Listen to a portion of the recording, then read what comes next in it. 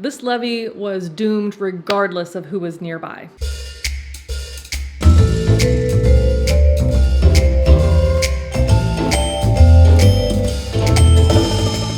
Hi guys, welcome back to another episode of Crue Trime. Crue Trime.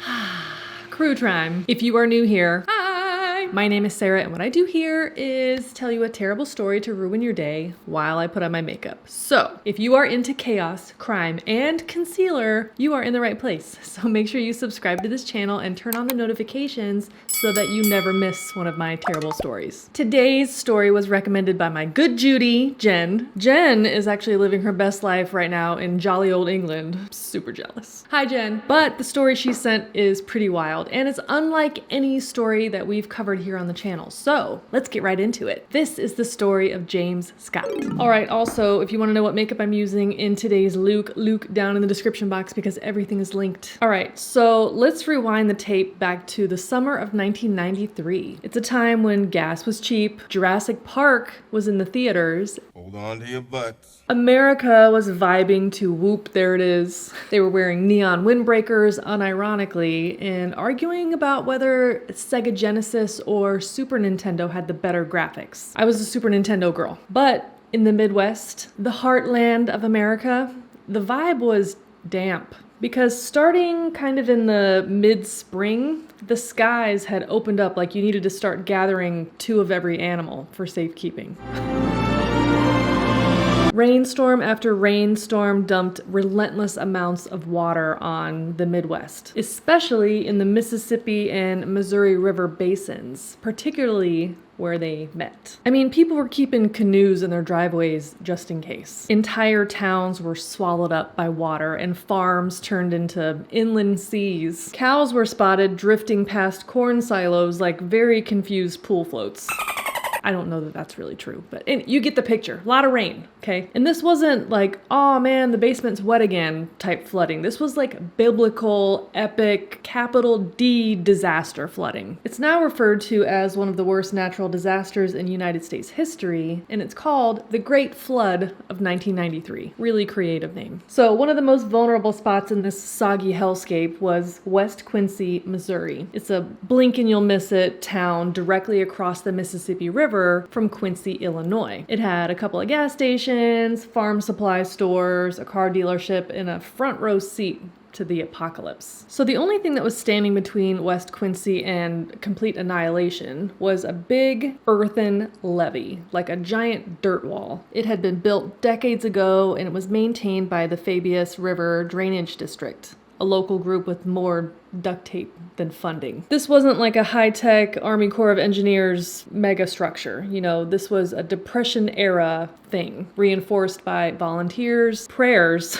and an ungodly amount of sandbags. Speaking of the U.S. Army Corps of Engineers, they were technically responsible for the bigger flood control system, but let's just say that they weren't exactly winning any Midwest Employee of the Month awards. Their role in local levee upkeep was kind of like a landlord who only shows up when something really breaks. And the locals, you know, they were kind of on their own, filling up sandbags and watching the water creep up like the world's slowest horror movie. So the water in the river is continuing to rise, and by July, Quincy, Illinois was on edge. So Quincy, Illinois was bigger, more developed, and more economically stable than West Quincy. It was a proper city with about 40,000 people, factories, schools, a historic downtown area, and at least one radio station playing Rhythm is a Dancer on repeat. You can feel it, rhythm. So Quincy is what we would politely call middle class, while West Quincy was more rural, blue collar, economically scrappy. And the divide was river wide and class deep, and would become pretty important later. So when the levee finally gave out, it didn't just flood cornfields and businesses, it took out the bridge that connected the two towns. Quincy became an island. Supplies and gas couldn't get in, local businesses lost money fast, and it was like the entire town was grounded. So let's focus on July 16th, 1993. It was a Friday, and also, fun fact, the exact same day that Free Willy and Hocus Pocus were released in theaters. At 8 p.m., the levee broke. This was not a crack. This was not a slow leak. This was a catastrophic failure. Water rushed in and swallowed everything. Propane tanks from the BP station started floating away, which is not ideal when you're dealing with natural gas and actual chaos. Train tracks were bent into spaghetti, and just like that, West Quincy was gone. The economic damage from this catastrophe was in the millions, and the emotional fallout was off the charts. People were angry. They had fought so hard to save that levee. They filled sandbags until their hands bled. They trusted this shitty infrastructure, and now it had betrayed them. And you are yelling at your screen right now, where's the crime? Where's the crime? Keep your shirt on, okay? It's coming. Rumors started floating around town that maybe the levee didn't just fail. Maybe somebody sabotaged it. The town wanted a name, they wanted a face, they wanted a reason. And suddenly, a name started floating around. James Scott, a 23-year-old Burger King burnout and local firebug who'd been spotted near the levee hours before it broke. This was a guy who once set his school on fire. This was a guy who told a local TV news crew that he had been messing around with the levee. So, who was James Scott? I'm glad you asked. James Timothy Scott was born on November 20th, 1969. He grew up in Quincy, Illinois, in what we will generously call a challenging environment. He was one of 6 children, raised in a chaotic household where neglect and instability were pretty much the family brand. His dad was reportedly pretty violent and emotionally abusive, and his mom really struggled to hold it all together. Now, from an early age, James was like that kid. The one who couldn't sit still, couldn't focus, couldn't not break something. He was diagnosed with ADHD and later with other behavioral disorders, though back in the 70s and 80s, that just basically meant that they slapped a label on you and threw you into detention, like that was the solution. So as you might imagine, he struggled in school, and teachers described him as disruptive, distracted,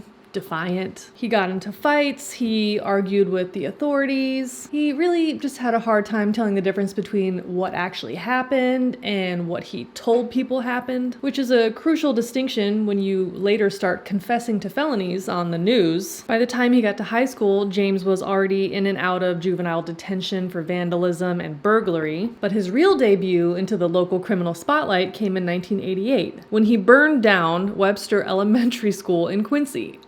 Just casual, like a science fair project. He also torched a local garage, again, for no apparent reason other than I wanted to see it burn. And no, that's not paraphrase. That's what he reportedly told the police. Unshockingly, he ended up doing some hard time in a state psychiatric facility where doctors noted that James had trouble distinguishing between fantasy and reality. He told wild, conflicting stories, some heroic, some disturbing, and most completely fabricated. In short, the guy was like a chronic liar and an attention seeker, and not somebody that you wanted near matches or small animals or critical flood infrastructure. By the early 1990s, James was living back in Quincy in a trailer with his wife, Susie, a woman he'd met while bouncing around town. Their marriage was turbulent. He was constantly disappearing on booze binges. He was constantly getting into fights and telling anybody who would listen that his life was hell. Susie had actually threatened to leave him several times, and James allegedly made some vague threats, about how he'd make her regret it. So just not a great situation. But by 1993, James was working at the Burger King in Quincy and, drinking most of his paycheck. When this great flood of 1993 hit, James wasn't focused on sandbagging or helping the community. He was focused on avoiding his wife. In mid-July, when local authorities called for volunteers in the community to help reinforce the levee near West Quincy, James decided to show up, but not out of civic pride, mind you. He was allegedly just bored and wanted to get on TV. He had told some people that he wanted to be seen doing something heroic because nothing says local hero like previously setting buildings on fire for fun. My friend Jen told me that she remembers her parents going to fill up sandbags when she was a kid, so this was like a huge community effort. And it was actually working pretty well, and the river had finally stopped rising. He wasn't officially working for any agency. He was just hanging out near the levee, alone, unsupervised, unsober. Well, at some point during his volunteering, James wandered off. According to some reports, he had been wandering around the levee's edge, tugging at the sandbags and poking around like he was casing the joint for a job that only he thought existed. A few hours later, at 8:03 p.m. on July 16th, 1993, the levee broke. And, this wasn't just a local inconvenience, this was a regional catastrophe. So the breach sent hundreds of millions of gallons of Mississippi River water hurtling into West Quincy, which sat just a few feet above the river's level. And the force of this water was not gentle. This wasn't a trickle. It was like the river had been personally offended and decided to commit arson, except with water. So here's a quick rundown of just how much destruction it caused, and spoiler alert, it's bad. So the river wiped out all 4 gas stations in West Quincy, including a BP station where multiple 1,000-gallon propane tanks floated away like, ticking time bombs. One of those tanks reportedly traveled over a mile, eventually exploding and launching fireballs into this already hellish landscape. Railroad tracks that ran along the levee were ripped up and twisted, leaving miles of unusable, mangled steel. And Interstate 172 and major county roads were completely submerged, and long stretches of road were destroyed outright. Power lines went down, telephone poles snapped, and access roads disappeared under 10 feet of water. The BNSF Railway Bridge, which was a key rail route for the region, was out of commission, which disrupted national shipping lines. Now, West Quincy was not densely populated, but it had a cluster of important businesses that served both locals and commuters crossing from Quincy, Illinois. These included auto dealerships, hardware suppliers, grocery outlets, farming equipment centers, and a number of small shops, all of which were completely submerged. And homes in nearby Taylor, Missouri, and surrounding rural areas were also flooded, some up to the rooftops. Hundreds of families lost everything. Properties that had been passed down through generations of Midwestern farming families were now floating in a soup of river water, gasoline, and corn husks. Farmers in the area lost thousands of acres of crops, corn, soybeans, and wheat fields that had looked like money a week earlier, and they were now a muddy graveyard for lost income. And it wasn't just farmers. Over 1,000 people were displaced, many of them permanently. The economic damage was staggering. While exact figures vary, estimates for the destruction caused on just the West Quincy breach hover around $15 to $20 million, and that's in 1993 money. So that means like $40 million today. The total damage when it was all said and done was in the billions. And that's just the tangible cost, like roads, utilities, crops, real estate. The indirect cost, like shipping delays, lost wages, emergency response, reconstruction, and the legal mess, that's what pushed the number way higher. So Quincy, Illinois was economically paralyzed for weeks. The levee breach took out the Bayview Bridge for over 2 months, and that was the only functioning road connection between Missouri and Illinois for like 60 miles in either direction. So that turned Quincy into an island, and supplies couldn't get through. Businesses that relied on cross-river shipping had to shut down temporarily, and some of those never reopened. Emergency crews had to be rerouted, boats were used to rescue people and survey the damage. The Missouri National Guard was deployed to secure the area, monitor gas leaks, and control access. And meanwhile, the U.S. Coast Guard coordinated the rescue efforts and provided aid, but they also had to close the Mississippi River to barge traffic due to unsafe navigation conditions. And that choked the major artery of national commerce, and that cost almost $2 million a day. So, as you might expect,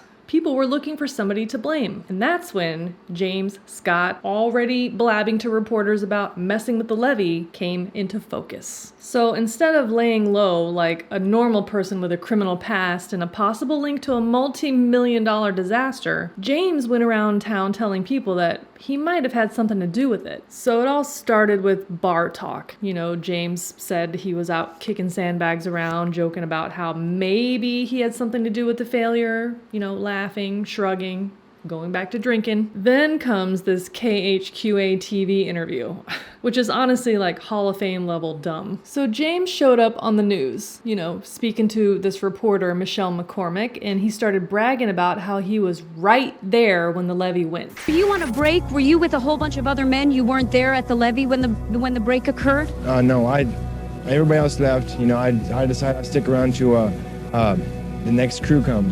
He said that he was there helping with sandbags, and then he left to go have a beer.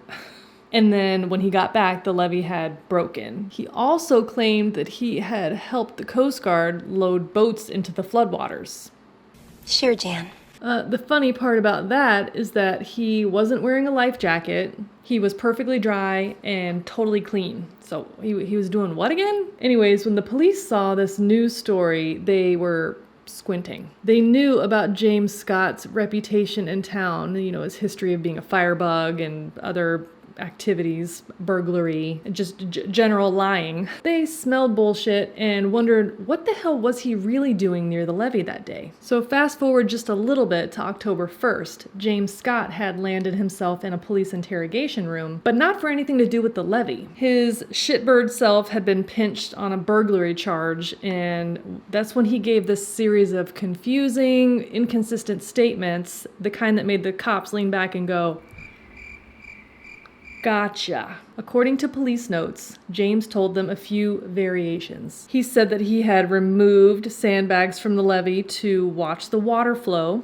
He said he just wanted to see what would happen. Then he said he was joking. Then he said he was drunk. Then he said he didn't actually do it, but he was just thinking about it. I'm not gonna do it, girl. I was just thinking about it. I'm not gonna do it. Either way, the story was like not airtight. So as the police investigated, it led them to one of James's other shitbird friends who told them that James had boasted to him about intentionally breaking the levee so that he could strand his wife Susie on the Missouri side of the river so that he would be free to party, fish, and, you know, have an affair.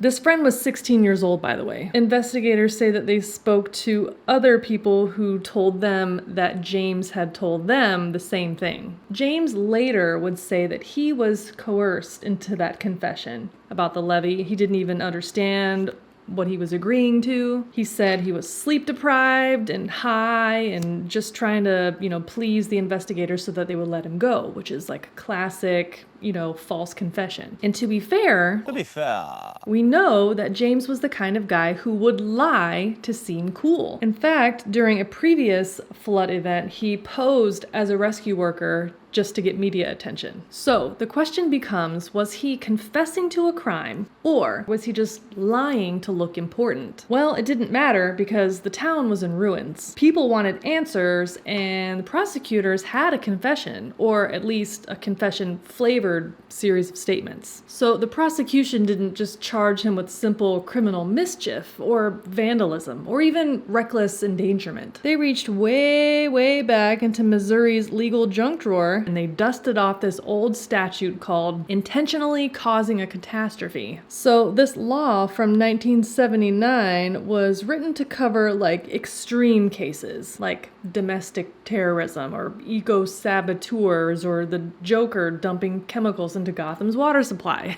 You get it. It had never been used for somebody allegedly tampering with a levee. So according to this law, a person commits this crime when they, quote, intentionally cause a catastrophe by explosion, fire, flood, collapse of a building, release of poison, gas, radioactive material, or other harmful, destructive force or substance. So technically, flood counts? The leap that the prosecution made was wild. They claimed that the levee would not have failed when it did, how it did, and where it did unless James Scott had deliberately sabotaged it. They said that James was angry at his wife, Susie, who had threatened to leave him. He wanted to strand her in Quincy, West Quincy, so that she couldn't get across the river. He wanted to party and drink, do meth, and maybe cheat on her all without her knowledge. Therefore, he had the motive, the opportunity, and because of his own dumb mouth, confession-adjacent statements to make their case. And then they dropped the mic and walked off like they had just solved the crime of the century. But here's the problem. There was no physical evidence. Not a single photo, not one fingerprint, no security cam footage. Remember this is 1993. No eyewitnesses saw James Scott actually moving sandbags or tampering with the levee. They didn't even find like a shovel or gloves. So what did they have? Testimony from people James had talked to at bars said that he mentioned messing with the levee. Then there was that local news interview where he said that he was near the levee and might have kicked a couple of sandbags loose. Police interviews where James rambled and speculated and backtracked and sort of confessed, depending on what part of the transcript you're reading. The idea that James had this long, ugly history of destructive behavior and clearly had it in him to do something this chaotic. That's what they had. It wasn't so much a case built on proof as it was one built on character assassination. James was weird and unstable and dangerous, and he had started fires before. So obviously when a levee failed, it must have been him. The defense said, look, this levee was doomed regardless of who was nearby. In fact, engineers had warned about this deterioration before the flood even hit. The U.S. Army Corps of Engineers had rated it as vulnerable, and there had been seepage, cracks, and sand boils in the days leading to the breach, all signs of structural failure in progress. The thing was already giving out, because that's what levees do when you hit them with months of biblical rainfall. They also argued that James's statements were not confessions. They were incoherent ramblings from a guy who was on drugs and drinking heavily at the time. He had a well-documented history of mental illness and fantasy-prone behavior. He was desperate for attention. He liked to tell stories that made him sound more important than he actually was. Thought of being in a major event making him famous, or at least distract from the fact that his life was going nowhere. In other words, James Scott was full of shit, not some mastermind. They even brought in a levee engineering expert who testified that no one person could have caused this failure that occurred. The breach was hundreds of feet wide, and there was no evidence of sabotage. It was just a river that had reached its limit, and the levee gave up. Well, the jury was not buying it. Their bridge was gone, and their commute had turned into a canoe trip. And then there was this guy, this mullet-wearing meth head with arson on his resume, and he was kind of sort of joking on the news about maybe kicking sandbags around. So on February 10th, 1994, after a 3-day trial and just 5 hours of deliberation, the jury returned a verdict. James Scott was guilty of intentionally causing a catastrophe and was sentenced to 10 years to life in prison. Yeah. And this is on top of another 10-year sentence that he got for that burglary charge, remember? Burglary. So after the conviction, the prosecution did this victory lap, and one of the lead prosecutors, Carl Kubler, told reporters that James was a classic sociopath and that his sentence would serve as a warning to others who might tamper with infrastructure. Meanwhile, legal experts across the country were like, wait up. This guy got life in prison for bar gossip and a shaky confession with no actual proof? So a small but growing crowd began to whisper that maybe, just maybe, James Scott was not a terrorist. Maybe he was just a human caution sign who got caught up in a desperate town's need for blame. And here's where things start to get kind of squishy. Years after the trial, legal experts and journalists started digging into the case, and they found serious red flags. There was the fact that the levee was already failing from being old and shitty and months of rainfall and river pressure, or that the engineers said that the break was going to happen anyway, or that James had a long history of seeking attention with these lies, including once pretending to be a rescue worker just to get on TV. Was he an idiot?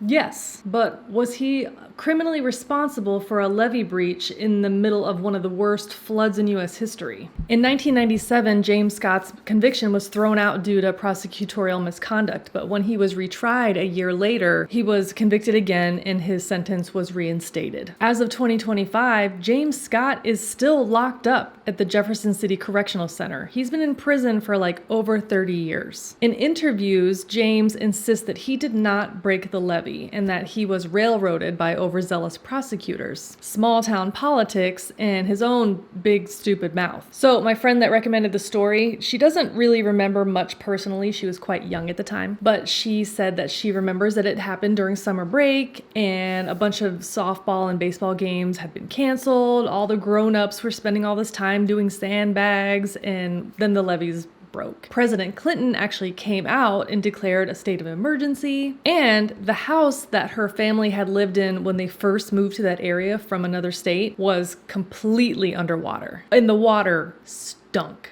bad.